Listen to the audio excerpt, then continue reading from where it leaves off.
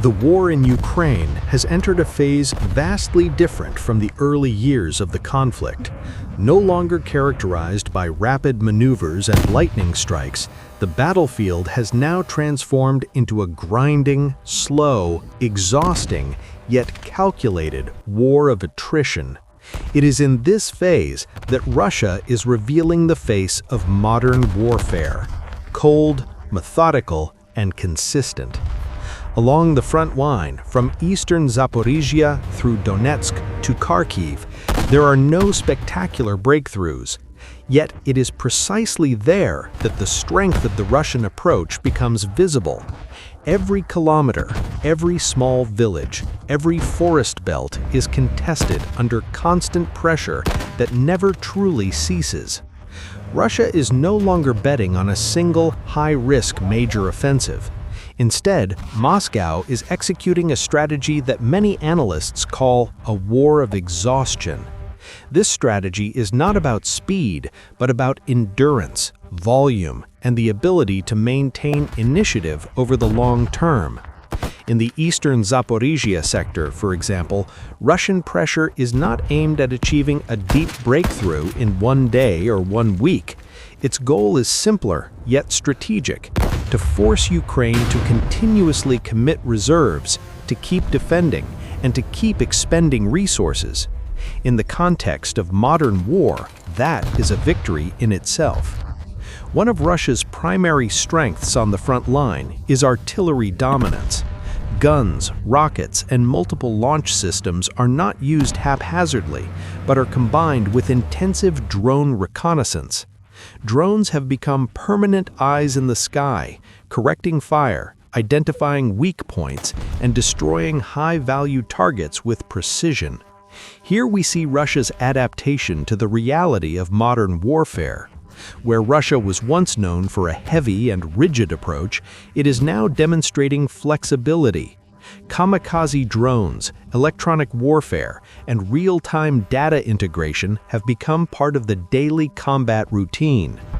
Russian tanks and armored vehicles no longer advance en masse without protection. They move only after the terrain has been thoroughly softened by artillery and drones.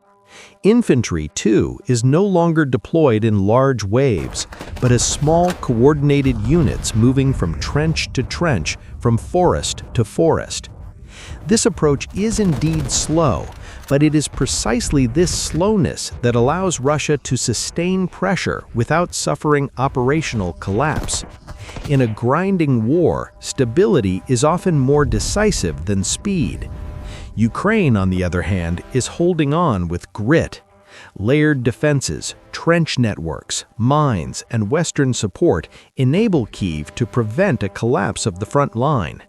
However, each day of defense means consuming ammunition, rotating troops, and facing mounting psychological pressure. Russia seems to understand this dynamic very well.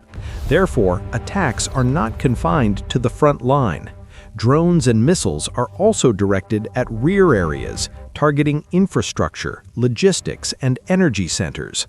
The goal is clear: to extend the pressure from the battlefield to national life. Strategically, Russia's priority areas remain relatively consistent. Donetsk is still the main objective, both as a symbol and an operational priority. Zaporizhzhia is the southern key.